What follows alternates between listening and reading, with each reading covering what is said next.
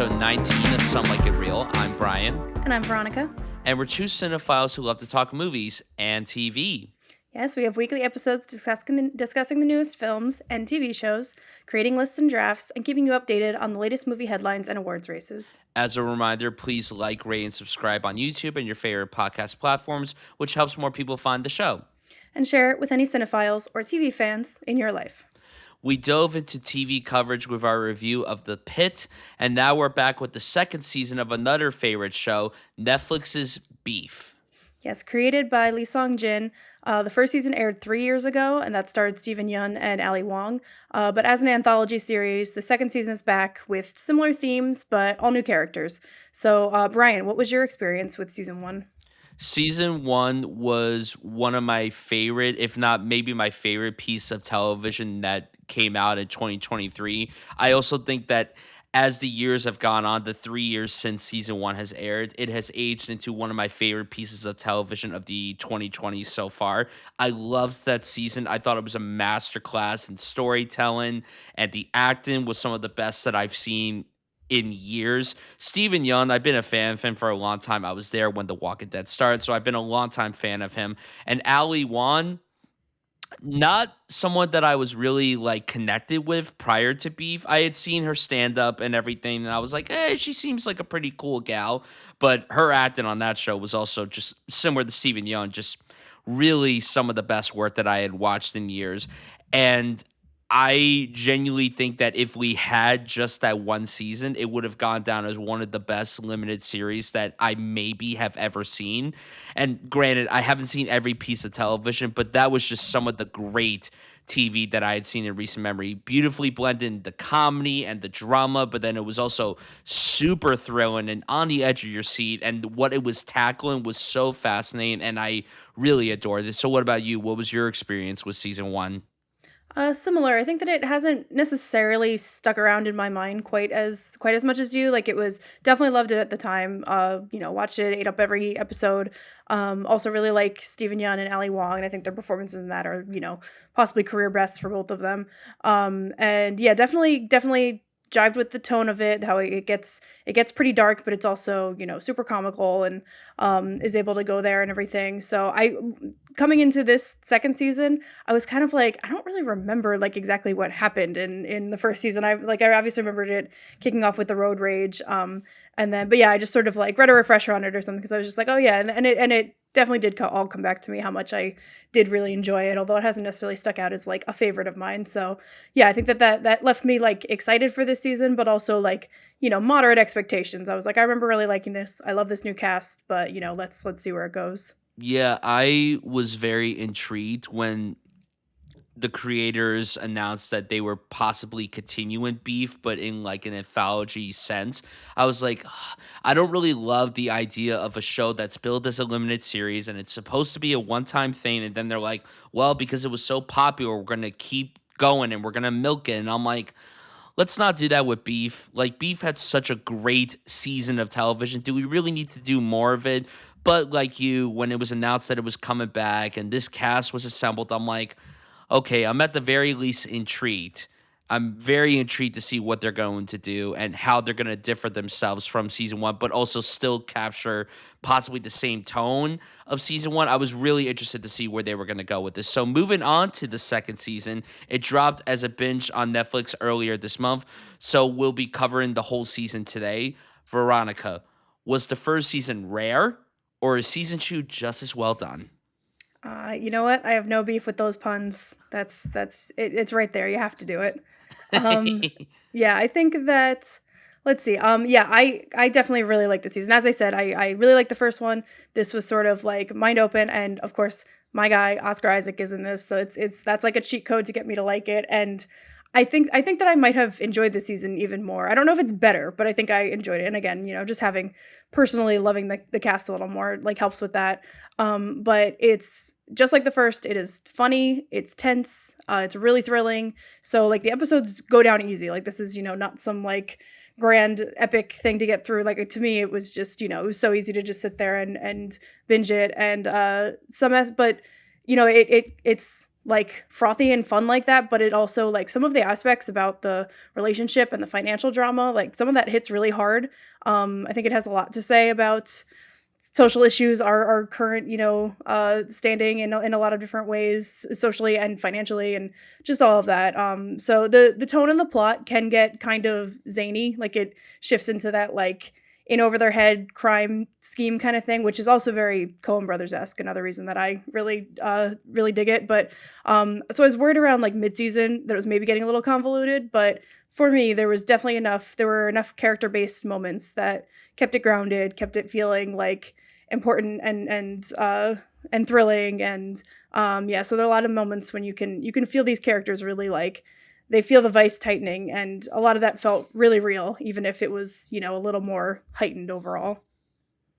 Yeah, I would say that for me, I think I still prefer season 1 over season 2.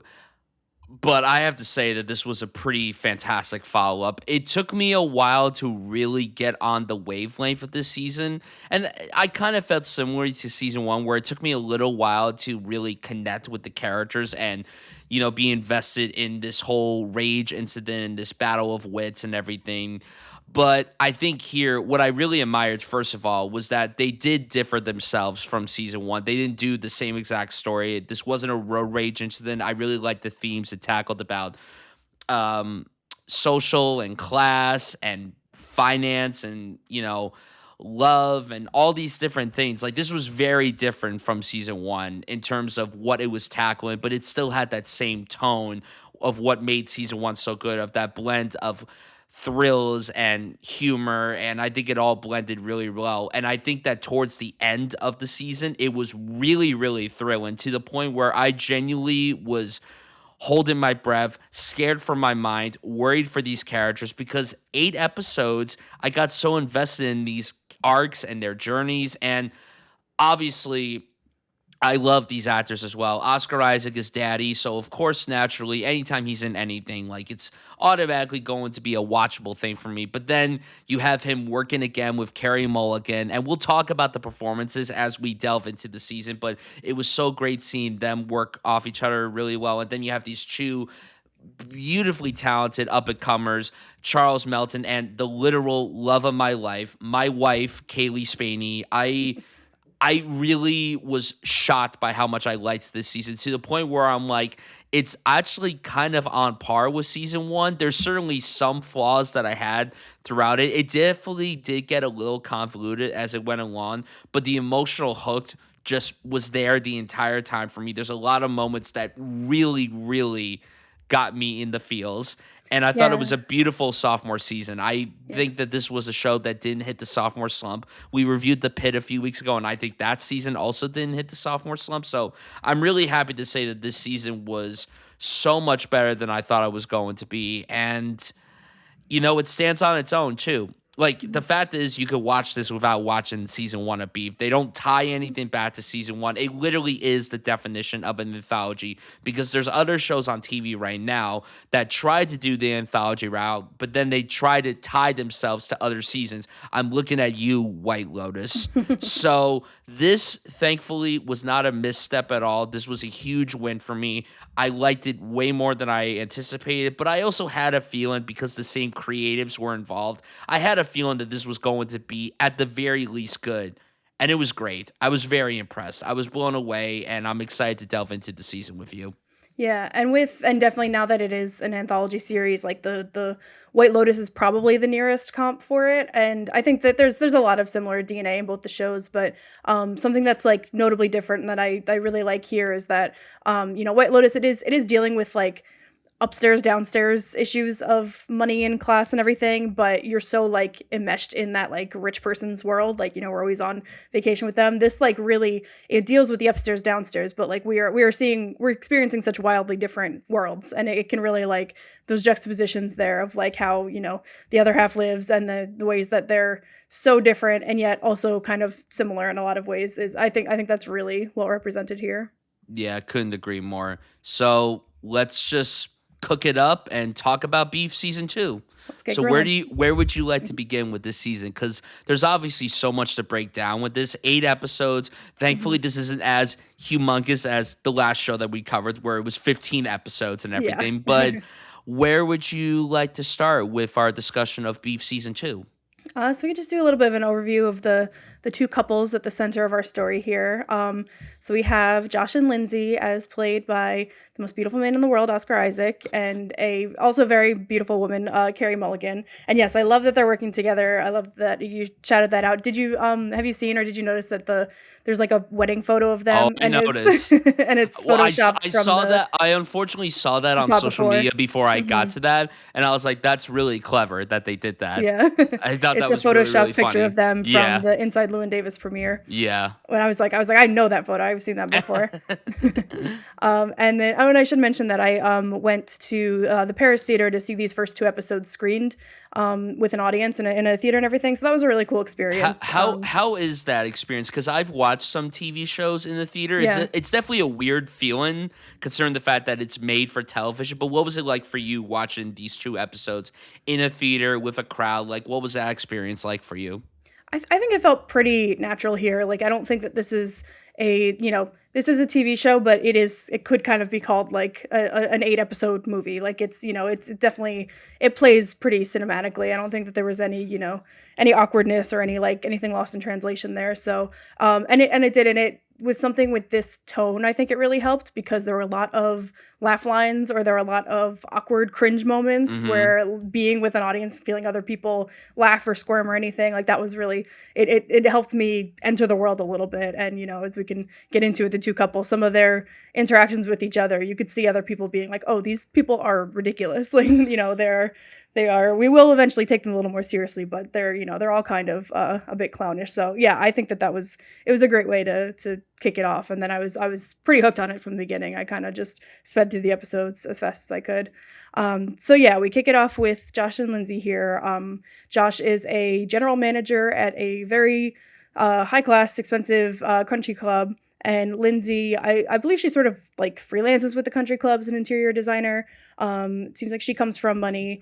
And so what we're seeing with them is like really blurred lines between being friends with like the hyper rich who are members of this club and also sort of like being the help to them. I think we see a lot of instances where either one of them is interacting with the members and they're sort of like Josh could be having a perfectly pleasant conversation and then they're like, oh, by the way, can you get me this? Can you, save me money on that? Can you knock something off of here? And it's like, they're almost constantly reminded that like they're very much part of this world. They're an integral part of the world, but they're not really of that world. And the way that they're humbled constantly. And a big shout out to one of the like featured members here is they have sort of, friends named Troy and Ava. And Troy is played by the great William Fichtner. I absolutely love that actor. Hmm. He's done a bunch of great little parts in a lot of things, but Absolutely. the series Invasion that he was the lead in, like in the 2000s, that's like one of my favorites. So love to see him anywhere. So yeah, we get a lot with them. We get a lot of interactions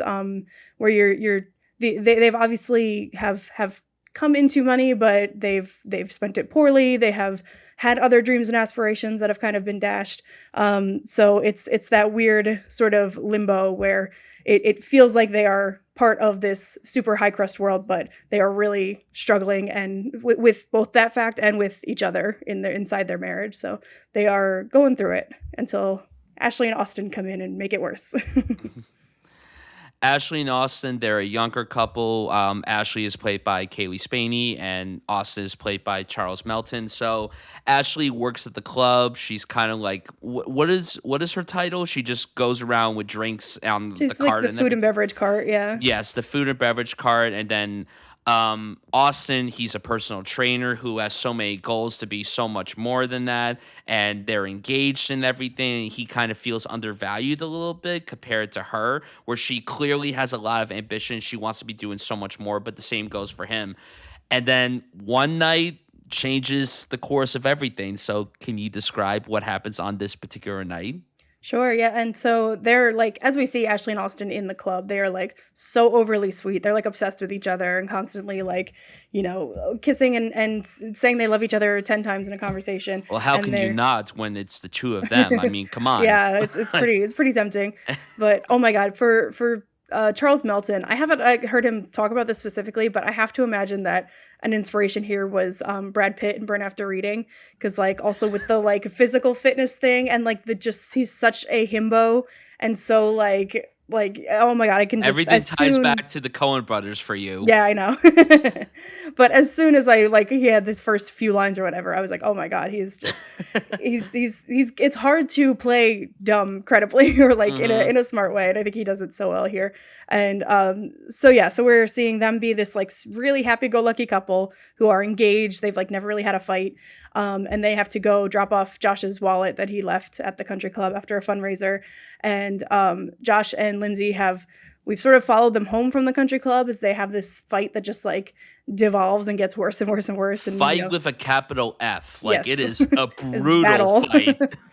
Yeah, it's one of those and I think this all of the fights in this season I think are really well written. Like Yeah, they can start absolutely. off from something so small and then you just see how it spirals and that brings up another thing, and so this one just gets way out of control. They are Josh has this room with like this sports memorabilia all around and stuff, and Lindsay gets to a point where she picks up a golf club and it starts smashing some of his stuff, and so Ashley and Austin are approaching as this is ramping up, and Ashley starts filming when they hear this chaos, and so they catch a moment of the fight that I don't think there was any physical altercation necessarily between Josh and Lindsay, but in the video it very much looks like Josh is threatening Lindsay with the golf club. It looks like it's about to turn violent or deadly at any given moment. And Ashley and Austin see this and they just run away and they're like, we got to get out of here. Mhm. But then they're like, maybe we should blackmail these people into some of it, because we learn that Ashley is diagnosed with an ovarian cyst, and she has torsion after suffering all this pain, and they don't have any money to take care of this. They're also trying to have kids, Mhm. so they're pretty much stumped. Like, they have Yeah. no other options to do anything. And we learn, I don't remember if it's in that initial fight or if it's later, but it seems that as Josh and Lindsay are going through their financial faux pas over the year and how they've gotten to this point, like Lindsay mentioned something about them having spent all of her inheritance, and Josh says it was for his mom's care as she was dying. So I think there's kind of a it's kind of pointed out here like right from the jump here that like these healthcare issues are like wiping people out, whether you're a part-time country club employee or if you're like in these upper echelons of wealth. It's like you're not protected from like a healthcare issue wiping you out. Right. It was so interesting that this season was tackling that, because we didn't get anything like that last season with the show. Last season had its focus on certain things, but healthcare, that didn't come up at all. So I think this Mhm. was a very fascinating commentary on how healthcare is handled in this current economy, and how it's a struggle to really find someone with a lot of stability. And I think that, again, I went into the season expecting something pretty much similar to season one, minus the road rage stuff. I knew there was going to be some different kind of beef, but I didn't think that it was going to have anything related to healthcare. I was really pleasantly surprised by that element. Yeah, yeah, healthcare, just the like precarity of jobs. Like at different points, they're all a bit concerned for where their place is within the country club, and yeah. So Ashley and Austin fairly successfully blackmail Josh and Lindsay. They go to their house, have a sit down, and that was really funny as they're leaving the meeting. There, Ashley is like. She's like, oh my God, I have a $45,000 salary. I have 10 days off. I Mhm. have healthcare. Like she's like, we are set for life. Like that is obviously Mhm. not over the course of a person's life, typically Yeah. that is not going to be enough to sustain Right. you. But it just goes to show that like people, of that age of that generation, like we're not expecting much from a job. Like the fact that you Mhm. would get that sort of like bare minimum through after blackmail, of course. Yeah. So like just that fact is, kind of puts it into perspective where they were at before this. Mhm. Um, And mhm. despite that excitement from Ashley, there's a lot of hesitation from Austin Yeah. regarding this whole thing too. Which already, I mean, we could just tell that clearly their dynamic is so different from one another and what their goals are. Like you could tell that Austin is very humble and down to earth and he genuinely cares about doing the right thing. He doesn't want to go down a dark path. Meanwhile, Ashley, kind of similar to Austin, but to a different extent, where she definitely has a good nature to her and she genuinely does care. But she also seamlessly, in the midst of her very unfortunate situation, she doesn't care how far she has to go in order to get what she wants.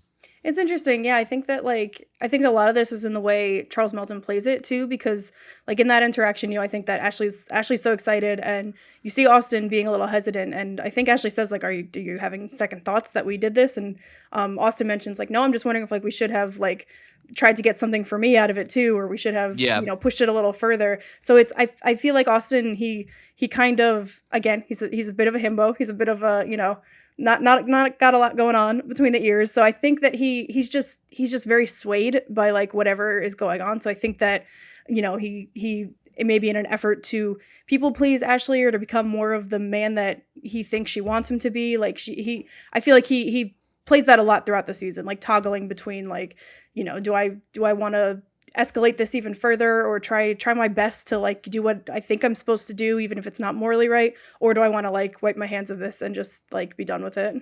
hmm And another character that we haven't brought up yet that's very crucial to the story is Chairwoman Park, who's played by Oscar winner Yoon Jun Yun.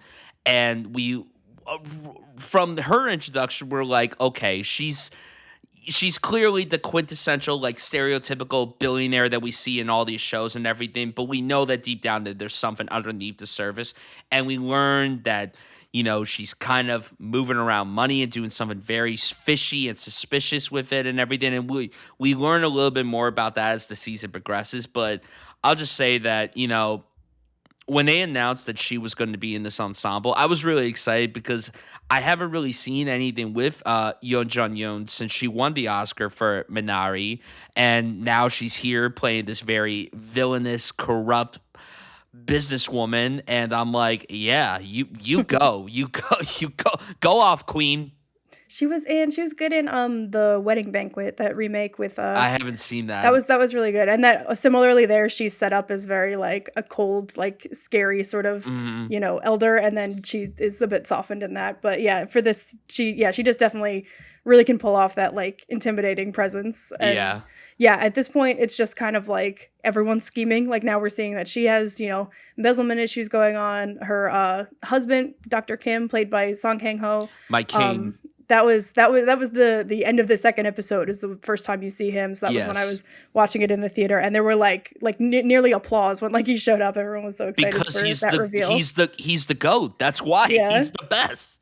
that was just such a like choice piece of I casting forgot that to. he was even going to be in this season. When he showed up, I'm like, oh my god, what the fuck? Yeah, I don't remember hearing about it beforehand, and I was like, oh yeah, that totally makes totally sense. And so yeah, so they've got their own issues going on.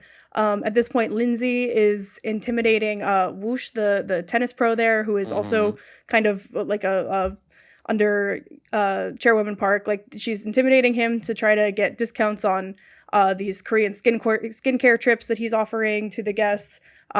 Josh is forging invoices, sort of an attempt to set Ashley up or have her take the fall for it, but like sort of just to embezzle money through the club. And then Ashley is lying about Austin being a physical therapist and trying to get him hired for a full-time job. And it's just like the chaos just starts ramping up in terms of like the lies flying around the club and everything. Yeah, so one thing that I would love to get your insight on, because this season has a much bigger ensemble compared to season one, where the main focus in season one was everything between Stephen Young and Ali Wan's characters, Danny and Amy. But here we have multiple storylines going on, intertwined, obviously, like they all blend together and everything. But we have the stuff with Josh and Lindsay, and then Austin and Ashley, and then we have Chairwoman Park and her husband, and then we have all these other characters, Troy and Ava. We have Eunice, who is the assistant of Chairwoman Park. We have and Whoosh. We have all these storylines intertwined. So, how did you feel about the way that they were all blended together? Because it definitely felt like this was bigger than season one. I mean, it also helps too that despite the fact that this was 2 episodes shorter than season one, I feel like we go a lot more places in season 2, and of course, Mhm. with where season 2 ends, with them going to Korea and everything, it feels a lot more grander, and it helps too that there's a lot of stories, but it all doesn't feel overwhelming. At least for me, I would love to get your insight on that. Yeah, I think that once like Chairwoman Park starts to become like a bigger part of the show, and you get all of that. I think I was a little concerned that it was gonna get a little too convoluted or have too many balls in the air. But ultimately, I think that it landed the plane well. I think that when we were introduced to the plastic surgery in Korea and that being like a more significant storyline, I was a little like I just kind of preferred the time spent with Josh and Lindsay and Austin and Ashley. Like I just Mhm. preferred that setting, and like I Right. was just a little more invested in those characters at that point. But I think that the way that like everything converges together at the end was satisfying enough, and it felt like that all justified its existence there in the middle of the season. Yeah, I completely agree because, like, objectively, when the whole Chairwoman Park storyline really took off and everything, I was unsure of where it was going to go. I was like, are we going to have these other storylines sidelined and have this be the primary focus? I think the way that everything was structured was really smart because we Mhm, had certain episodes that focused a little bit more on, like, oh, like, think about that episode that's pretty much entirely in the hospital when Ashley and mhm. Austin are in the hospital and everything. We don't really leave. I don't think we left the hospital at all in that episode. I think 90%, maybe even more, was entirely in that hospital. And we didn't really see Lindsay in that episode. We saw Josh very briefly. He came in very briefly in the middle part of the episode, but that was very much and Austin and Ashley. I almost said Austin and Allie for a second. Austin and Ashley centric episode, and then we had a bit more focused on Chairwoman Park and everything. But then we also had more episodes that had more center on Josh and Lindsay, and I thought that was really good too because you have this big ensemble. You want to make sure that everyone gets the right amount of screen time to make you care about these characters and make you feel invested.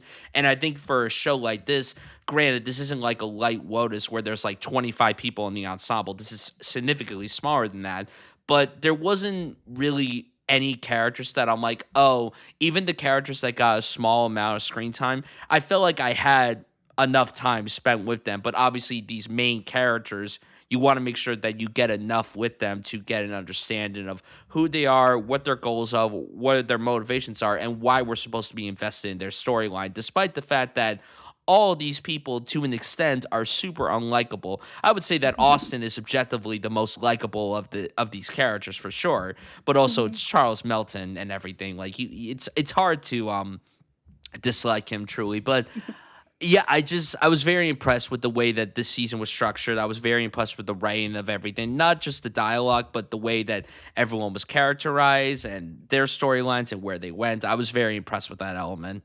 Yeah, I think there have been a lot of successful episodes in TV over the years where it's sort of like a bottle episode and you focus Mhm. on one character or one particular incident, whatever it is. But I feel like this would have suffered from that. I liked that even the hospital episode where you're more isolated with Ashley and Austin, like other characters are flitting in and out of it, and it was especially with only 8 episodes, you kind of it would have like broken the momentum if we had just focused on Chairwoman Park for a stretch. Like I think that it was Yeah, all really well balanced.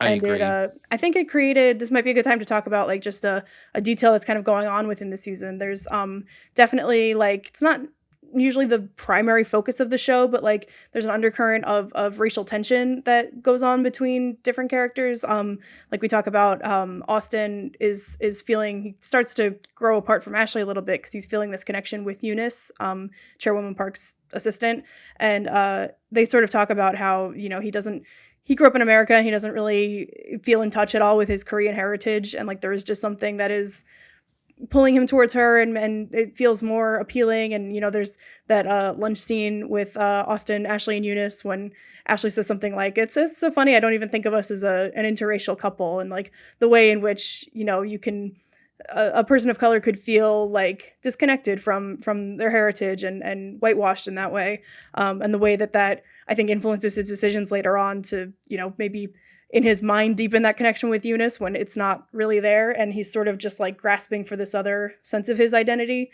that he doesn't really get to feed. And then with Josh, he's of Latino descent, and he's definitely like condescended to while he's at the club. I think Fitchner and probably other of the members call him amigo all the time, and like the way that he's just kind of put up with that. And oh my god, that fucking neighbor that lives next to Josh and Lindsay was the way that she said something about like there was a Latino going down the street. Josh was like, "Oh yeah, that was me." She's like, "You're Greek." Like that was oh my god, she was so racist in like that like Oh my overly god. friendly way, overly familiar. Like yeah, just Yeah, and then when she came back in, when she saw Austin's car and yes. everything, she was like, "Oh yeah, that Greek man, said to me the other day that there was something going on with this car and everything." Hmm. And I'm like, yeah, again, like this season really tackled so much in Hmm. comparison to season one. I think season one was a bit tighter in its structure and its narrative, and it Yeah. definitely felt a little concise with what it was trying to say. But this, like I said,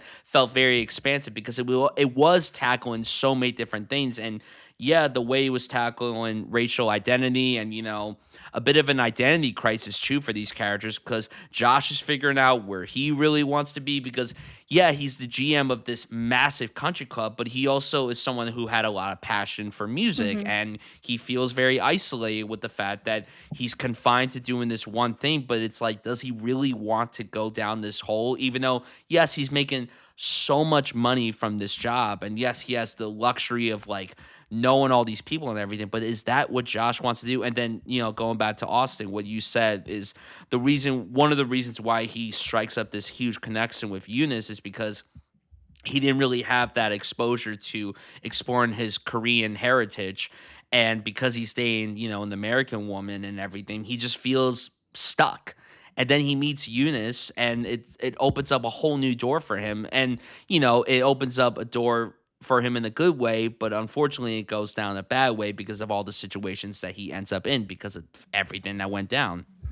Yeah, and I think that it definitely true what you said that Josh is shown as someone who's just like had a lot of dreams and passions before he sort of fell into this work and everything. And there's a moment after the blackmailing when he's kind of talking with Lindsay afterwards and saying, well, that's just what it is. I'll go in and hire Ashley tomorrow. And Lindsay sort of stops him for a second and says like, what if you don't? What if like you just quit before this video comes out and we could just like start over? And it's like one of those instances where the show could have taken a totally different path. Obviously there probably wouldn't have been a show if they took that path, but it was sort of like functioned as an olive branch for Lindsay saying like, what if we get off this like crazy merry-go-round that we're on and try to just like stop and reconnect with each other and what we care about? And like Josh just doesn't take it in that moment. He says like, no, that's fine. It's what I do. I just kind of let people win, and Hmm. I'll just take it on the chin and keep going on this crazy ride. And so that's sort of a pivotal moment. And then yeah, Josh and Lindsay later, it's so funny the way that they start off like just seem like hating each other, like just venom coming out of every fight and conversation and everything. But sort of as things turn, they almost sort of like manically get hopeful again and reconnect with each other, and want to revisit their idea of opening up I believe it's BB&B, a bed, Hmm. breakfast, and barn, and want to apparently the reason why they bought this giant estate in the first place was to convert it into a bed and breakfast. And so they kind of like there's an instance of them going to check out someone else who has done this, and obviously it's like so much higher level than they could ever plan to do financially or otherwise. So yeah, just this way that like couples, even one that have been together as long as they have, that have the sort of like deep-seated problems that they have, there's this sort of like bouncing back and forth between feeling like I hate this person, I don't want to be in the same room as them, to like this is the person who knows me and I know them, and like we are just in this shit together, and we've sort of like found some modicum of joy that we used to have. Like it's just you're constantly modulating between those two things. And I Hmm. think that Austin and Ashley, as a newer, younger couple, are like starting to learn that same thing too. They're like, is this the first time that we're having a fight? Is this like an issue that's going to break us, or is this something that you just like overcome and it makes you stronger in the long run? And it's hard to know. Yeah, exactly. And you brought up that kind of hopefulness between Josh and Lindsay. That kind of fades away as the season gets a lot darker, and there's a lot of really dark things that go down this season. Should we Not talk to about like, the worst part? what? Okay. I don't know if I want to talk about that part. I can't. It hurts too much thinking about it. So like, yeah, I don't know if I could do it. I can't do it. There's just a lot of dark stuff that happens in the second half of this season. Like Yes. really, really dark. Yeah, so as Ashley is in the hospital, um, she wakes up, and I believe they say that the torsion was too bad. They had to remove one of her ovaries. And I think it's from what I was getting, it's kind of implied that Josh was kind of going to offer her this, you know, higher level medical care that would have gotten her in sooner, and he kind of like dangled that over her head to wait for her to delete the backup video. And so I think like that was the sort of threat, and that, you know, got her to a level that when she wakes up and finds that one of her ovaries is gone, it's going to be much harder to conceive and have children. Like that sort of sets her off with like just blind rage. I just want revenge on Josh. And so she is compelled to go and sneak into their house, and she sort of messes with things. She messes with the orange juice in particular.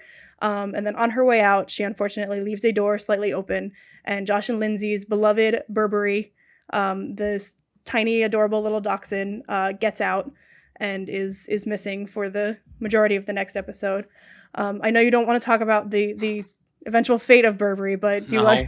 do you want to go over when they're looking for him? Because there's a lot of you know, poignant moments, but also like some really funny lines and stuff while they're out searching for their beloved Burberry. Yeah, it's so interesting because they try to look for him together, Josh and Lindsay, and then they kind of go their separate ways. And Josh is dragged to Utah for this concert that Troy brought him to and everything. And Josh is like, "You need to just stop looking for him, Lindsay. Like, it is what it is. I've accepted it, and you need to as well." And then she happens to run into Ashley and Austin, and Ashley goes to help her. And I think Ashley like suspects it was probably her fault that Burberry got Yes. out. Yeah. Yeah, yes, yes. And it, I can't do it. Well, first of all, while they're out looking, there are just some great moments of comedy when Carey Mulligan is like walking around the woods, like, "Mummy loves you, please, treats. I have treats," and she's like, sounds like a crazy person. Josh is driving the car at one point, like, "Burberry, it's your father, please come home." Like, just all of these, they just like, you know, they sound like, you know, very millennial people who never had kids, and like their dog is their child. And like, you know, I totally understand, and losing your child like that is very painful. So they're really going through it. Yeah, it's very traumatic. There's a lot of funny moments, like you said, but then it gets super dark. Lindsay does find Burberry. Burberry. I can't even say his name because I'm just too scared to talk I don't know about if I'm this saying moment. it like she does with the accent, like Burberry or Burberry. I Burberry. don't know. You know, this show kind of reminded me of like how Carrie Mulligan, when she does an American accent in other projects, it's like so seamless. And Mhm. there were times where I just forget, oh wait, she's not even American. Like her fake American accent, which she does in one scene later on in the season, which was very funny that she did that. And how about Oscar Isaac's one line of British accent when they're having that fight? Well, Which again, that's well, another giant fight. Daddy could do anything. He He could can do do whatever anything. accent he wants, and he could knock it out of the park. The Dr. Frankenstein possessed him in that moment, and Oh, 100%. yeah, they have Um, that is such a good fight where they are like, again, so granular. They're like Burberry wakes up at 5 a.m., not 4 a.m., and he was in the closet this time, and no he wasn't because I bought the doorstop that you said, like all of this back and forth. And I the didn't yeah, get to see Top Gun Maverick because you had COVID.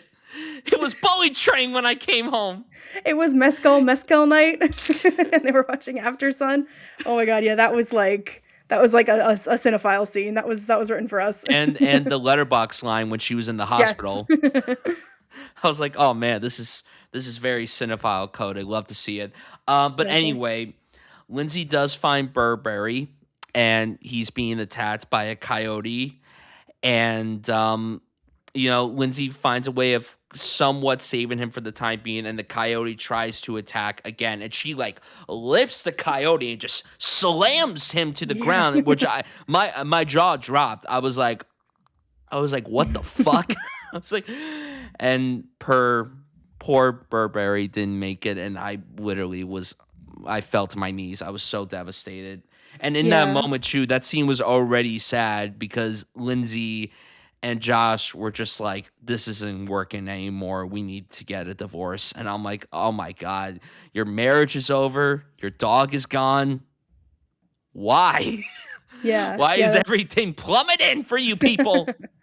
that's again that like toggling between like, feeling like, okay, we're gonna be okay, we're gonna make it, to like we have to just acknowledge that this is not gonna work. And yeah, the fact that Josh went off with Troy to his trip without, looking for Burberry when she was in the middle of that, like that caused another schism. And again, it's like, well, it's his job, or is it like his just, blowing it off for a social thing? Like just all of that is piling on top. And then yeah, the resignation in that scene, that I think Lindsay is a little bit more there than Josh, and she's like, you like, we know that we have to, end this. And yeah, that's a really like, hollow feeling, where it's just that dread of being like, we just have to give up on this now.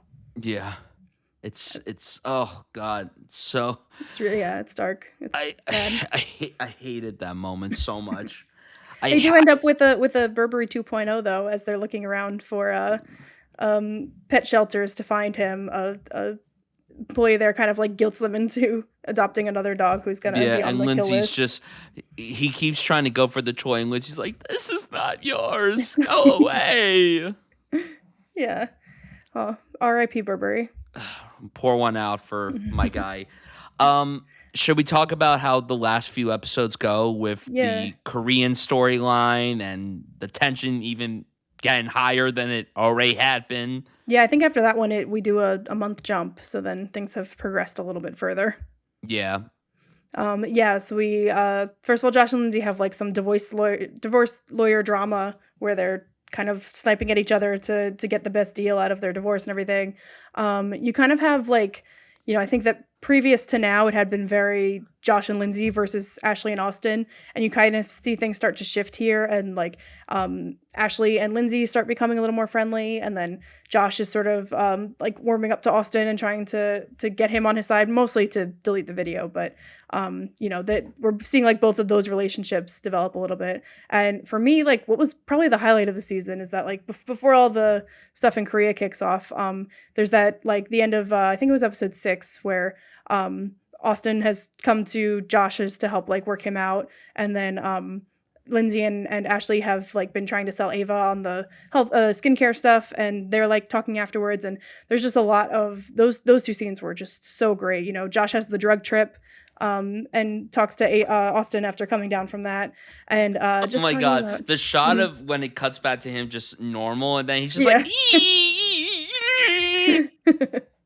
Yeah, oh my God, that's so fun. That's like that must be what people look like when they're on drug trips. Just like feels so profound and crazy to them, and then you just look like you're writhing on the ground. I want Oscar Isaac to do like a literal straight up silly stoner comedy. I think the Yeah, he would be film that great at he's it. doing with Linklater is supposed to be like a movie about stoners. So Uh, if I get to see him as a stoner with Ethan Hawke, that to me is going to be a I five thought that star. was That's like an a easy five historical star. thing or something, but yeah, no, he's got great comedic timing and everything. I Yeah, think he'd be great in like a straight up comedy. Um, absolutely. but then when he comes down off of that, he's talking to Austin about like his marriage and his idea of grasping at success and everything. And he says like, I think Austin says like, oh, you're like very well loved at the club and everything. And he's like, I grasp for all of that love. Like I steal it. I life just kind of chips away at you in this way until like you think you can just grab one more thing and you'll be good. And there's always something else. And they're like having that heart to heart. And then Lindsay is opening up to Ashley about them having a miscarriage at one point. Ashley is mentions that line of like, maybe you just have to be with the wrong person, like someone who just knows you very well and will, stay anyway. So yeah, I think that there's just like a closeness developing there in both of the, the women and the men of the couples, that then like gets, more complicated as everything pops off in the later episodes. Yeah, absolutely. And then like just kind of transition a little bit into everything that happens in Korea. I think it was really smart to kind of step out of the California um, location and go someplace a lot more intense. And, Mhm. everything was building up to this. Everything was building up to this. And I have to say that these last 2 episodes in Korea were really great. I think the finale of this season, I will say that I liked season 1 of Beef more. I think I liked the finale of this season a bit more Mhm. because the season 1 finale of Beef was very contained. It was just the 2 of Just them, the 2 like, of out them, right? yeah, out Yeah. in the middle of nowhere after everything that happened in the episode prior. And this one, it's multiple characters. They're on the race of their life, and Josh is trying to get to Korea to save Lindsay and everything, and then they're all getting kidnapped, and all these twists are being revealed, and all these wacky things are happening. Yeah, Whoosh has been killed already, so we know, like, what Chairwoman Park That is was capable of. nuts. Yeah. That was wild. I did not see that coming. Mhm. Yeah, so we know that I guess Eunice has found proof, or she finds that on her phone, proof about covering up the death at the plastic surgery clinic, and amongst other things. Like, it's obviously clear that she has a lot of skeletons in her closet, and yeah, so Eunice and Austin are sort of like low key on this mission to keep this information and get it out there somehow, and while everyone is dealing with the interpersonal dramas. And yeah, it all kind of converges on the plane when they're all together, and then Josh trying to get to Korea afterwards. And yeah, I don't, were there any highlights of that you want to pull out? I think that a lot of the stuff on the plane was really, really great because, again, there was all these different things that were happening. Ashley was ordering all these desserts, and Lindsay was just trying to talk it up with this guy where she, put on a fake American accent. And then Austin is just like, Eunice, I have feelings for you. I love you. Fuck Ashley. I want to end it with her. I want to be with you. And she's like, like she's all Yeah, she hesitant seems and like she's everything. not. I don't know. I guess there's a read on it. You could say that she is, but I didn't get the sense that she was into him at No, all. I didn't either. I did initially, like at first I was Mhm. like, maybe there's something there, maybe something subtly there, but then as that all progressed, and then when it got to their last conversation together in the last episode, I'm like, oh yeah, she definitely Yeah, it was doesn't nothing feel there. anything. Yeah, and Ashley discovers them sort of like canoodling and planning for their thing, and she freaks out on Eunice. And what does she call her, like a glass faced bitch or something, which is like Yeah, sort of glass a face bitch. compliment, but it's like, wow, you have beautiful skin, I hate you. Yeah. Um and yeah, so that everything kind of devolves from that. And Lindsay overhears Austin accusing Ashley of having killed Burberry, having been responsible for that. So now Lindsay is completely anti Ashley. She's like, hears that and goes blind. She flushes the phone that they were using for the evidence. Yes. So yeah, everything has completely devolved on this plane. And then of course Ava wakes up from her like whatever it was, 14-hour nap, and is like, Mhm. oh, I had that such a wonderful trip. And and then yeah, then and then the intensity just keeps on growing and mhm. growing, and then we also learned that her husband that we brought up earlier in the episode, the surgeon who did all the bad things and everything, he wants to take his own wife down. Which, how did you feel about that? Because honestly, again, didn't expect that. Yeah, and I think that's again sort of an example of like, no matter how many different levels of wealth we're looking at here, like obviously this is like the highest of the high. This is like a super successful, one of the best plastic surgeons in the world, married to a billionaire. And even he talks about like he couldn't. One of the reasons that he accidentally killed someone was he has this like hand tremor, and he should have retired earlier for it. But he Yes. was like, I don't. If she decides to be done with me and divorce me, like I have nothing. Like I have to keep my own sense of like financial independence going. And yeah, the idea that love is great, but it's ultimately like this arrangement. And if it's going to get to a point where she's going to sell me out, then I'm going to have to sell her out first, like all that. And I believe he delivers most of that in this large speech in Korean, assuming that Austin can understand Korean, Uh-huh. and then he can't. And they're like, Yeah, they're like, oh, we don't have any dietary restrictions. We could eat yeah. anything. And then he's like, oh, fuck. That was like, I could see where that was going, but it still hit well. Yeah, exactly, His exactly. delivery of that. And And that then leads to, oh, go ahead. go ahead. I was gonna say that leads to the really crazy oneer that there at the end, which That's exactly I what I was going to guess, bring up. yeah, I guess some people are mixed on it a little bit. To me, I will fully acknowledge like oneers they're often like gimmicky. It's often like just a bit of a overt filmmaking that kind of inserts itself. For me personally, I usually just fucking love a oneer. I just think that they're really cool, really fun. I like that it sort of recreates the feeling of like theater or something, like everything is happening in real time. And so I thought that this was like really cool and effective, and like a signature, like, this is the finale, like it's going to end a little bit bigger than it has been thus far. So it Yeah, worked for me. I had no idea that people were mixed simply because like I was muting all the beef tweets on Twitter because I didn't want to get spoiled or anything. So I didn't realize that there was some discourse behind this wonder and everything. But Yeah, you just finished the finale, yeah, right? I literally just finished about a Mhm. half hour before we hopped on to record this, and I thought the wonder was awesome. Personally, I thought it was really well done, and it flowed very well. And you could always tell whenever a wonder is fake, and then when one is legit. And I obviously I don't know if they shot this in one take. I would assume not. There's no way that they could have pulled it off. Now, if they did, kudos to them, and kudos to the actors for successfully doing that. But it was an ass kicking sequence. My favorite moment of that wonder, there was a shot where Ashley like grabbed like some bone thingy, like some body part, and Lindsay was Yeah. starting to gag, and she like bent down at the perfect time, and when she came up, she like kneed or like elbowed somebody or stabbed someone, and I'm like, that's so clever, that's so Yeah, and it good. was smart too because they like you don't want like these normal people to just turn into like action heroes all of a sudden. Like a lot of the fighting is very like messy and sloppy, and like yeah, it's just people ducking out of the way, or Yeah. like at one point you see Ashley just like kind of smacking at somebody and she's not really doing Hmm. much because she's just like this tiny little woman. But yeah, I think that was all like staged really well and pulled off. Like that finale is really like it's thrilling. It's it doesn't take the slower approach that season 1 did. It like really goes for it. A lot of punching, a lot of kicking, a lot of shooting. I love when Dr. Kim helps Josh escape and he's like, "Punch me, punch me." Yeah, he escapes, and then Josh yells down the street and gives away Lindsay, his it's location. me. It's me, Lindsay. Didn't work at all. And then Fucking Josh. and Dr. Kim ends up getting a bullet to the head at the end of that one hour, I believe. Yeah. And he's taken off the board. But then yeah, we kind of have everybody's captured. It seems like pretty defeated. So we have Josh and Lindsay in two rooms neighboring each other, and Austin and Ashley in rooms neighboring each other. And these conversations were like some of the best of the season, I thought.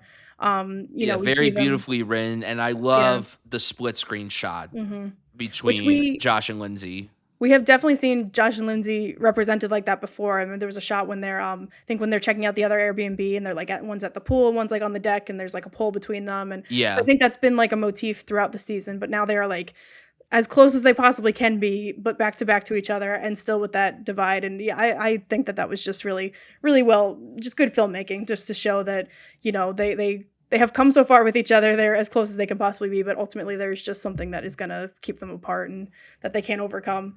And yeah, Josh talks about that he heard on a podcast. He listens to a lot of podcasts. He's definitely can One day relate to he'll that. listen to Some Like It Real. It'll Yeah, happen one day. that'll be season 3. Um, so he like mentioned something about like the months in the year, months that a person lives on average, and Lindsay says like, well, we haven't wasted it, and Josh you can kind of tell from his face he feels like he has wasted his life, and you start to see him making the decision there for what he's going to do later. And then also we're watching Austin and Ashley. And Austin is just sort of, I think Ashley's still trying to figure a way out and how to get them out of this situation. And Austin's just pretty resigned here. And he says to Ashley that she ultimately has abandonment issues, which we've seen throughout the season, her like in very sparse contact with her parents and how they are really like, absent with her. And the fact that, he says that he thinks that she doesn't ultimately love him. She just doesn't want to be left by him. And so they're kind of going through their shit, and they agree on Austin escaping with the USB with information and trying to make a run for it to get to Unis and give the information out. Yeah. And, he was literally going to just bring it to the police station, but then he had a phone call with Eunice and he said, "I love you" to her. And she literally hesitated. She's like, "I love you too." And then he decided, you know what? I'm going to change the address. So then he goes, That's a great performance moment yeah, from Charles Melton. Just watching his yes. face change from like I Uh don't huh. think that this is gonna work out with Eunice. Maybe I am better off sticking with what I have with Ashley. Yep. A reminder that I'm still not over his Oscar snub for May December. Oh my god. Just oh my god, what just wow. The Mhm. thing that that guy came from Riverdale and is now like one of the most exciting actors that is working today. I think that that's just so cool, so exciting. So he Yeah. goes and he brings it to Park in exchange for freedom. Josh is arrested for embezzlement. We have Dr. Kim's death ruled as a suicide, and Park avoids punishment. Austin and Ashley reconcile. And I love before moving into like the last like 5 minutes of the episode slash season, I really loved the last kiss between Josh and Lindsay. Oh my god, I so good. So, really like, loved that. cinematic. Like, Yeah, just just her great. running in slow mo, then the circling around the two of them, and then the synth music kicking in. The music in this season was so good. Not just the soundtrack, but the score was done by Phineas O'Connell. Mhm. And wow, like incredible work. Who also makes a cameo Incredible in the work. season. Yeah, who also had a cameo in this season, along with Michael Phelps, which was There's a lot hilarious of to Benny see that. Blanco, yeah, a lot of people. A lot of people in this season, but the music was great. That Yeah. sequence was wonderful. Um, Yeah, and that's just but such a sweeping moment where, like, yeah, again, you're like, these 2 people really had something, like, they really had a lot of love between them, but out external forces are just gonna yank them apart once again, like, y- it's not gonna work out. yeah. Now the last few minutes of the episode, it jumps ahead 8 years. When that came on, I'm like, okay, interesting that we're jumping that far ahead and everything. Ashley is now the general manager of the club. She and Austin are married with a child. Josh, still in prison, remains to not be in contact with Lindsay, but And he manages is the prison much like he managed the country club. He's, like, going exactly. around, seeing if everyone's doing well, he's getting So people I things. really loved how they were kind of doing this and everything. So when we jump ahead and Ashley's giving this speech in front of all the attendees and everything, it's literally mirroring the first moment of this season where Yeah. Josh was given this speech in front of all the club members and everything. And then it was literally similar. It was like pretty much structured the same way, shot wise, too, which I thought was really clever. And then we have them leaving the club. And then Troy and Ava are like, oh, can you do this for me and everything? Oh, we should hang out date night soon. Love you. Bye. And then it was like literally mirroring it and everything. Like, Mhm. and then they were in the car, and you could tell that there's still the tension between Austin and Ashley, which I really like. I like that that tension still continues, even And though they now have they their have a child child. now, yep. Yeah, now that they have a child. Then going back to Josh, like you said, he's like walking around the prison, kind of like very friendly and has a good vibe with everybody, similar to how he had it at the club and everything. And we learned that he chooses not to contact Lindsay. Mm, She returned to the UK and has a child with a new husband. And then Park, you know, she still unpunished, like we said. She visits the grave of her first husband and then admits that wealth cannot buy time and reflects on her loneliness. So we see that there's a bit of a vulnerability to her, despite the fact that she is clearly an evil woman. But there's a lot of remorse with her. And then we get this beautiful overhead shot that shows all the characters going about their time and everything, reflecting their repeated patterns and fates.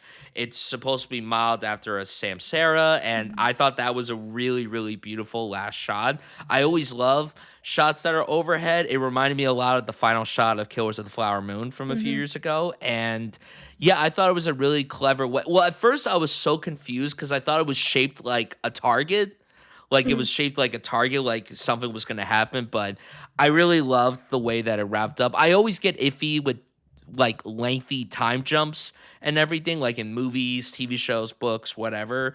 But I really liked these final minutes of the season, and I thought that it ended on, a hopeful but otherwise kind of remorse note. Like it shows that even though like some of these characters ended up being in good situations, there's still going to be all those eternal struggles within them, and that isn't going to go away. Like these wounds are still going to be within them no matter how hard they try to push them away. So how did you feel overall about these final minutes of the season as a whole?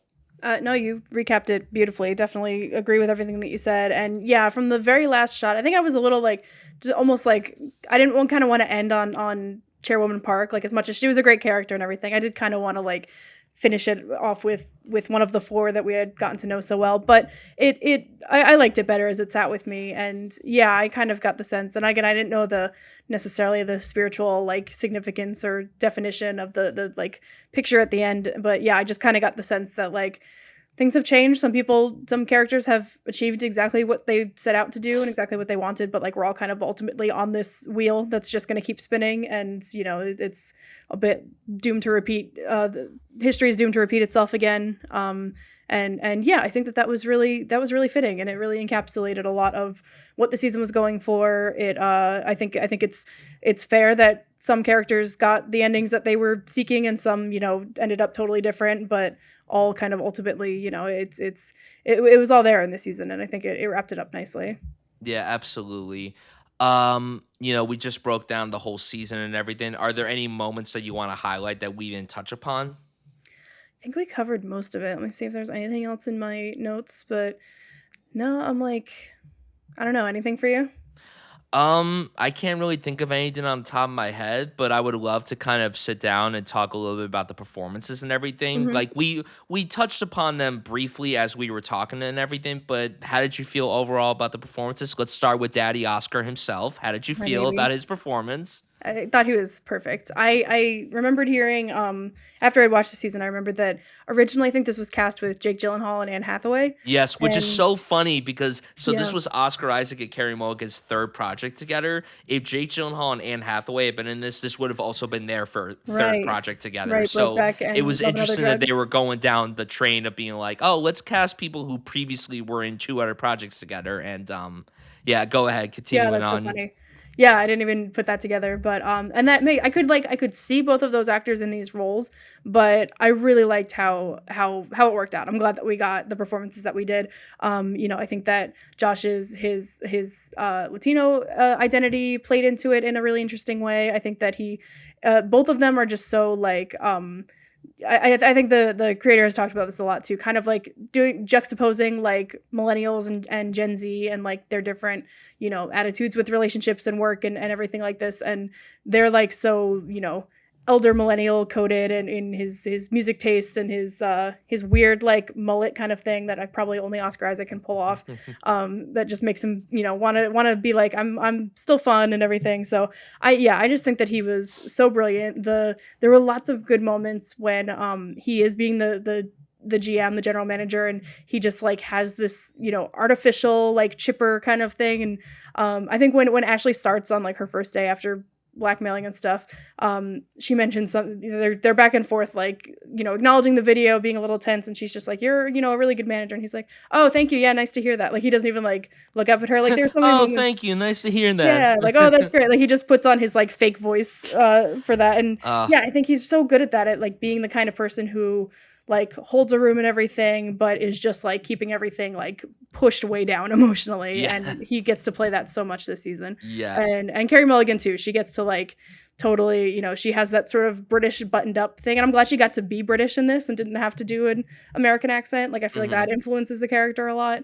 So it was cool to see her be, she's maybe able to be a little more overtly bitchy when she wants to be rather than hiding it like Josh. But Yeah. the way that she can just be so cutting and everything, and I will cherish the like scenes of them fighting because I think they are so good at like being really sharp with one another and like really going there.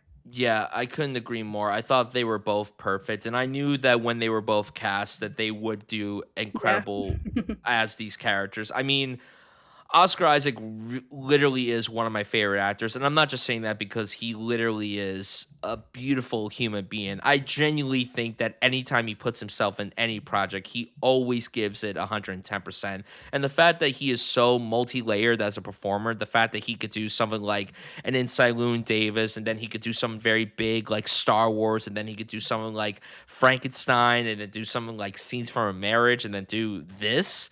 I mean, this is such a layered performance. There's so many different sides of him. He is so fucking funny.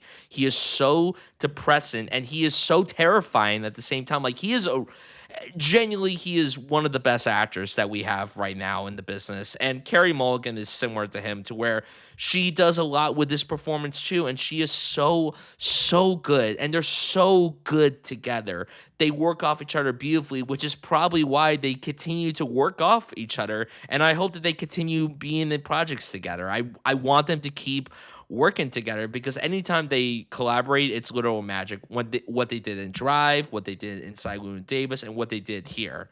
Yeah, Like, I did hear Oscar talking in an interview about, like, the fact that they have just that history helps so much, and, the fact that, they were never, like, in real life romantically intertwined or anything, but, like, as they're going back and thinking about Josh and Lindsay's relationship, it's like, "Okay, well, I knew you, 15 years ago, so, like, what were we like back then, and how would we have, like, just that's something that you just can't fake, like, as great of an actor as they both are, like, the fact that they have that real shared history, like, I feel like that just comes across so much in this. no, I agree, and that's the thing that I've noticed whenever Oscar Isaac works with certain people. When He can he have re chemistry with a doorknob, so Yes, yes.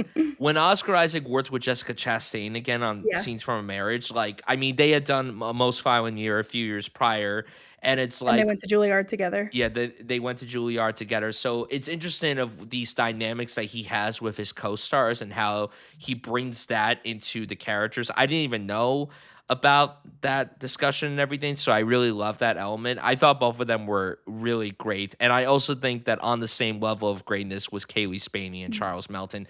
Kaylee Spaney, I joke around and I say that Oscar Isaac is daddy, which I do stand by and everything. But Kaylee Spaney is literally my biggest crush in Hollywood right now. I adore her so much. I think she's so fucking miraculous in everything that she's in. I think she is a really wonderful talent. I thought she was so unbelievable in Priscilla, and I liked her a lot as a badass action hero in Alien Romulus.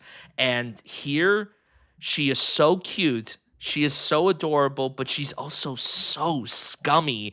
And I loved seeing that side of her. And I thought she was so good. She literally devoured this role. She was so good here. And Charles Melton, you brought up earlier of how he's kind of playing dumb, but he's a bit of aware of it and everything. And, it's just hard to dislike him because Mhm. he's so sweet and humble and sincere, and I really loved seeing that side of him and that sensitivity too within him. And that was what made his performance in May December so good, was because, he had that sensitivity hidden underneath. He was trying to present himself as someone that was a bit more confident. And obviously that character is very different from this character because of what that character went through in his life. And this character, he's stuck. He doesn't feel like he's connected with who he is and what he's meant to do. And I thought he brought that character to life beautifully. I don't know who my favorite performance is. We can answer that question after you give your thoughts on Kaylee and Charles. How did you feel about their performances? Yeah, totally agree. I think that they were both brilliant. I think that two things, like two moments that sort of stick out for me with each of them is that I really felt with Kaylee that she nailed that transformation from someone who is, so down to earth and just all about her love and her relationship, and then has a taste of a bit of a higher class and more experiences, and starts to really, so there's the moment on the plane when she's like being really specific about her cookie order and like being a Mhm. bit of like a Karen and trying to What about the get Gatorade in the hospital? the Gatorade. That's what I'm gonna get to for. Well, yeah, she does have a very specific Yeah. Gatorade order too. So I guess maybe that was always in her, but the way that she just considers the flight attendant like a bit of the help in that moment, that sort of is showing to Austin how she's changing. Did you And then notice that Mhm. shot when she was talking to the flight attendant? It cut away back to the flight attendant, and I think I saw her face. I don't know if I was tripping with that. So Oh, her like, face like reacting to her well, order. no, like she like spoke to the flight attendant, but it didn't look like the flight attendant. It looked like it was Oh yeah, yeah, her. yeah. Like, I Yeah. don't know if I was tripping. Maybe I was just super tired when I watched that. But was that her? Yes, no, yeah, that happens throughout the season, in a couple, and it happens to Yeah, Josh, yeah. happens to Lindsay. I don't remember if it happens to Austin at some point. And oh yeah, Austin sees himself reflected in the Korean family that's in the the waiting room of the That's procedure. right. Yes. So yeah, I that was a particular like flourish that I guess it worked for me. It didn't make too much of an impression. Yeah, I guess just the ways that we're seeing each other reflected in these people who are in different positions in relation to us, and yeah, I think that was definitely a moment there when that happened. Hmm. And then yeah, for Ashley, I think that I also noticed in the very finale when they're having the whole action sequence and everything going on. I like a couple times I noticed the dress that she was wearing in that, and I thought it was like almost distracting the way that like in some of the shots the sleeve was like super puffy and like over her face, and I realized that she was this is both a testament to the performance and the costuming and everything, but like that dress she was like swimming in it, and it was like very much in the style of something that Lindsay would wear, that or like that Yeah. one of the country club members would wear, and it just really felt like she was this like young girl trying to like perform what she thought a rich woman should be, and kind of like swimming in her dress the way that she is just like out to sea here in this world, and in trying to grasp for all these things. So I just thought that was like a really good like physical representation of it. And then yeah, for Charles Melton, I think that he was wonderful. Like I said, Brad Pitt and Burn After Reading was mostly what I was getting, but I do see a lot of his May December character in this too, the like sort of like sad, soulful, like can't really deal with any of the problems because they're a little too painful, and what does that mean for my life if I've made the wrong decision or commitment here. I think there's a lot of that going on, and yeah, the Gatorade moment I think was a great highlight for him, because when he does find that red Gatorade that Ashley wants, and you just see his like sort of people pleaser instincts take over when like this random woman who is being like all pushy about wanting the red Gatorade, and you just know that like he's not going to be able to say no or get like he wants to be told what to do, but what happens when there are multiple forces telling you multiple different things to do that contradict? Like he kind of shuts down that moment and can't really be decisive about what he wants or anything like that. And you see that throughout the series. He doesn't really, when he does make a decision about what he wants, it's like you haven't really thought this through and you don't Yeah. really know how to think for yourself and form your own conclusion. So it's yeah, I just think that he was so well performed throughout. I don't know his little his fitness videos that he was just like copying from another fitness influencer. Like even that he can't even come up with his own idea for like an exercise to do in a video. I think that he portrays that really well, but in a way that you don't feel like he's just dumb or he's just and he's got so much heart in everything that he does. Yeah, I thought the four of them were incredible in their own way. Who's your favorite of the four? Is it Come is on, it is come on, okay? I'm All right, biased. fine. Who's your second favorite then? Second favorite, probably Carrie Mulligan, which again, I just have like probably more. I have more history watching both of them on screen than Kaylee and Charles, even though I really love them both too. Yeah, But I would agree. I would agree. I think Oscar and Carrie were my two favorites, but I also yeah, really loved Yu Jun Yun, Song Kang hmm Ho. oh yeah, Um, all of the supporting. yeah, like everyone did a great job, and William Fichtner, he's an awesome guy. That's my I, guy. I I, I love him. love him. I great character actor. I brought up a few weeks ago that Entourage is like a comfort show for me. I put that on in the background all the time, and he is on Entourage later on in the show as a very important character. And yeah, I love him. He's a great character actor, very underrated character actor, and always a great presence in anything that he's in. And I didn't know that he was even in this season. So when Yeah, he came same on, I here. was like, oh, that's my guy, William Fichtner. Yeah, and I was glad he got to be so featured throughout the season. Absolutely, absolutely. Everyone was great. The filmmaking I thought was wonderful. I don't Mhm. know if there's anything you want to highlight in that regard, like the editing, the directing, the writing. Yeah, no, I think like we said, the writing was definitely super strong. Like I said, it toggled between like a lot going on plot wise, but knew how to stop and take a breath and have a character moment. Yeah, filmmaking wise, like I said, this looked totally natural watching it in a movie theater. Like it's very it's got big sweeping vistas of the beautiful California country club and everything. And then everything that happens in Seoul is very action packed. So yeah, I just think that all of that stuff was top notch. Are there any favorite moments that you had? I want to highlight. I brought up the score before. I really want to take a moment to highlight the soundtrack because there's like banger after banger after banger with the Mhm. soundtrack. I mean, you literally have Daft Punk in here. You have Billie Eilish, which is hilarious because obviously Phineas's involvement. My favorite Neo drop of the whole season was in so it was episode 3 after she jumps out of the car and she, like, runs away and she, like, falls down the Mhm. hill and then she falls into the water, and then it literally plays the song Doomsday over the credits. Oh, that was so good. I will tell you right now, I rewind to that moment, like, 10 times. It was just so good. Like, as soon as she landed in the water, it was like, "Doomsday, burn!" And then, like, just got all, like, hyped up and everything. I'm like, "Oh, this music is so good." And then they even had, like, they had Clarity by Zed. They had Uptown Funk. They had Chaperone. They had Hot Chip, who was the group that Josh was so excited to see. And then he was playing along with them, which was really funny because if anyone listening doesn't know, Oscar Isaac had his own little band back in the day. He had a ska band. And I love videos like that. I just love that. They even played Fire John Misty. They had We Are Young by Fun.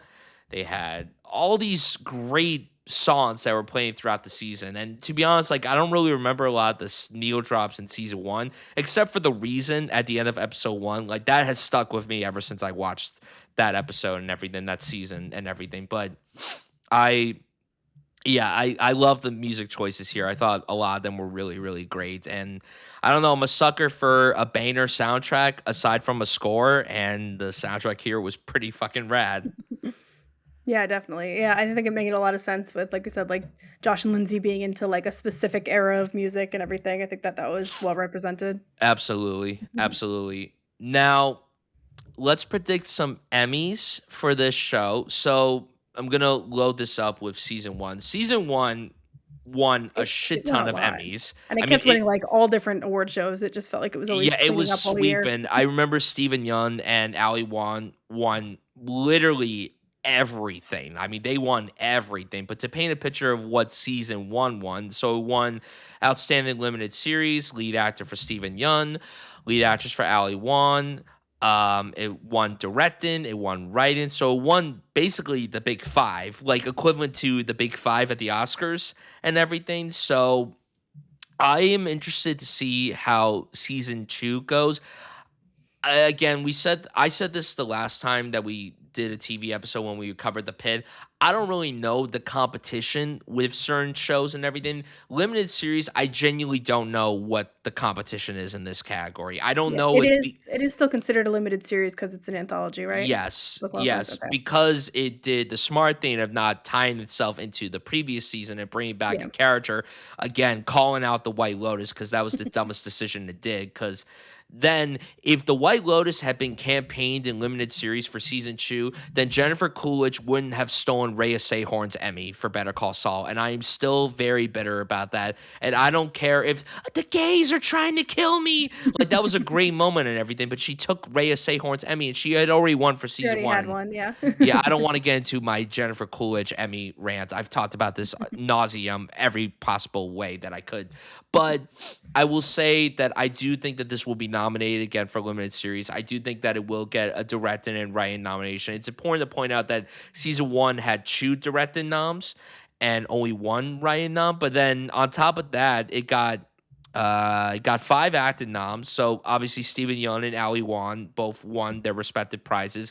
Joseph Lee and Yun Mazzino were nominated for supporting actor. Then Maria Bello was nominated for supporting actress. So I'm wondering, how are these 4 actors going to be campaigned? Are they all going to be campaigned in lead, or are any of them going to go into the supporting route? Because I feel like they all get equal screen time, but it's also like you have to think about like who has the best chance of getting nominated and possibly winning. And I will say this right now, depending on the competition, I think I'm going to happily predict that Oscar Isaac and Carey Mulligan both win Emmys for this.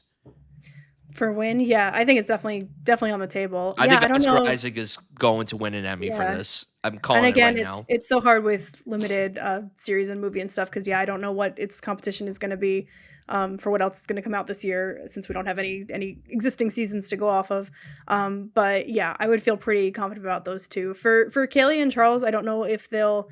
I would imagine if they can, they'd probably run them as supporting just because it would be a better shot. But it definitely would be fair to say that they're all co-leads. So yeah, we'll see how the category fraud goes on that. But yeah, I think directing, writing, I think it's in the mix for all of that. Yeah, so I'm looking over a list of like awards predictions and everything, it seems like one of the possible competitions for these actors are Half Man, which just premiered on HBO Mhm. Max. That's the new Richard Gadd show, the guy who created Baby Baby Reindeer. reindeer. Mhm. Some people were predicting that Jamie Bell could win. Jason Bateman for Black Rabbit.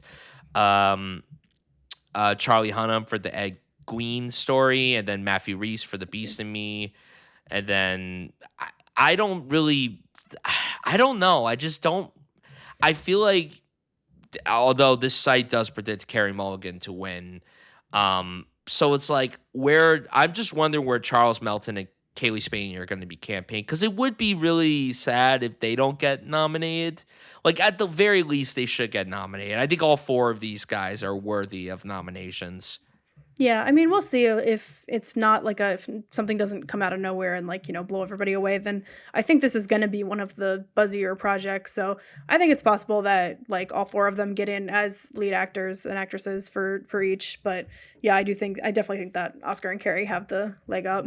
Yeah, and I think that if they can't put all four of them in lead, I think it's safe to say that Oscar and Carrie are going to be the ones that stick in Yeah. lead, and then Kaylee and Charles move to support, and maybe they have better chances of winning in those categories. Although this site that I'm looking at is saying that David Harbour and Linda Cardellini are probably locks to win for DTF St. Louis, which I haven't seen. I heard that's very good, but um, Yeah, I didn't I'm realize that was a mini curious. series. I thought that was an ongoing one, but It's a yeah, limited series, yeah. that's another one full of stars then that might give it some competition. Yeah, I'm interested to see where it goes. I try to keep up to date with all the awardsy TV shows and everything, but it's hard. It's hard to keep up to date with the movies that come out, but TV is even harder to keep up with. Yeah, for sure. I think it'll do well though, regardless to say. I think Yeah, it's gonna get something. I think at the very least it's going to get nominated for a lot of Emmys. I think it's at least going to get nominated. I think it's going to do very well nomination wise. I would be shocked if it doesn't. Yeah. So, here's a fun question for you. Mhm. Who would you like to see cast in a future season if we get more of this show? And hopefully we won't have to wait as long for another season. But hey, Yeah. I'm open to them taking their time and creating the story instead of just milking it and rushing it out. Yeah, for sure. No, definitely agree with that. This is like the hardest question you could ask because anytime someone asks who I want to see cast in something, I'm like Oscar Isaac. So, Yes. I'm a bit kind of used that one already. Let me think. I think that well, going back to Jake Gyllenhaal and Anne Hathaway possibly being in this, I mean, I would love for them to reunite. I really like the idea of maybe actors who have worked together having a reunion on Beef. But let's see, just to run down some of my actors who I'm just happy to see in anything. I think that Oscar Isaac's other frequent co-star, Jessica Chastain, I think could absolutely kill on Beef. She always nails that balance of being like, she could play a super rich, untouchable kind of person who also has like rage boiling underneath. Like Yes. I feel like she's the first person I would think of. Um well, Oscar Isaac is your favorite actor. I'm going to go with my favorite actor who finally has worked Yeah, with Oscar Isaac. I'm going to go with Adam Driver. there you go. Adam Driver, and then if I had to pair him with a female co-star, um, actually, like, yeah, Adam Driver would be great. I'm gonna go with the pairing that I've always wanted. Like, I've been dreaming about a pairing like this for probably the last 5 years. Robert Pattinson and Renata Reinsve. Oh sure, hell Like, yeah. that's gonna be my dream pairing. Get Robert Very Pattinson much. to keep working with the best actresses working today and everything. Mhm. But also, I would love to see what Robert Pattinson would do with a project like this, because I mean, he could do anything after what he just did in the drama and what he's done in the last few years. The guy could literally do any project, and I think he would kick ass in a Yeah. role like this. With this material, with this kind of humor and this balance of humor and thrill, I think he would kill it. And Renata Reinsve, I mean, the gal just got nominated for an Oscar, and she could do no wrong. Yeah, Pattinson would not be afraid to get weird with it, and I feel like this series needs. Which you know who also Emma Stone is was great at getting weird on TV with The Curse. I thought that she was Oh brilliant in my that. god, can you imagine if Ryan Besides, Gosling and Emma Stone worked together again and this is their oh, fourth project that's together? a reunion. Yep, there you go. Like, they haven't worked together since La La Land, and nobody would anticipate that this would be the reunion Hmm. between the two of them. That would be so sick. Yeah, and like I could see like a lot of great vitriol between them too Yes, in some way for 100%, sure. 100%. Do we even want another season though? Like, do we want another one? I would take it. I definitely think that, there is something to be said for something overstaying its welcome. And like I'll say with White Lotus, I absolutely adore those first 2 seasons. I was not nearly as big a fan of the 3rd Oh, season. I thank think God. I felt like I yeah. was on my own island. I really hated season 3 I think because I of how think it much I was a really mess. liked the Yeah. first 2 seasons of that show. Mhm. Yeah, I think the first 2 seasons were like clockwork and everything was like perfect, and then this one had some moments and some great characters that I enjoyed, but yeah, I thought it was pretty messy. And so, there's always the possibility of something like that. And by the way, I'm still excited for season 4 of White Lotus. I don't think that I that, hope you season know, 4 is great. The yeah, idea of it being set at the Cannes Film Festival, that's a pretty cool premise. that's exciting. Yeah. Although Helena Bonham Carter just left the project, and I'm really bummed about Mhm. that because she is the best. Yeah. So we'll have to see how that goes and everything. Yeah. So this like, definitely could take a similar tact, but to me the filmmaking is there, the actors are, they can assemble a great cast and everything. And I happen to think that there is like plenty of rage in this world that could be mined for comedy and drama, and I think that, I think there's going to be no shortage of material to, keep this tone and these themes and keep exploring it further. Yeah, absolutely. I agree. Yeah. Hopefully it won't be another 3 years from now, but we'll see. Honestly, if there's any show that I'm totally fine waiting 3 years for, it's this one. Mhm. Yeah, just when you realize you miss it, it'll come back. 100%, 100%. And it was well worth the wait. It was definitely Yeah, one of the stronger second seasons of a show that I've seen in recent memory. And even though I definitely missed the presence of Danny and Amy from season 1, I was really glad to have spent 8 episodes with these characters. I had a great time with season 2. me too. Yeah. And with that, that's a wrap on today's episode of Some Like It Real. Thank you all for joining us. If you're interested in following along our journey, you can find me on Twitter, Instagram, and Letterboxd at Brian Sutfield. And you can find me on Twitter and Instagram at Vero Albarella and on Letterboxd at Alba_real_A. And you can follow the show on all socials at Some Like It Real, as well as on YouTube at Some Like It Real. Be sure to subscribe and share it around and tune in every Monday and Thursday for a new episode of Some Like It Real on podcast platforms. We'll see you next time.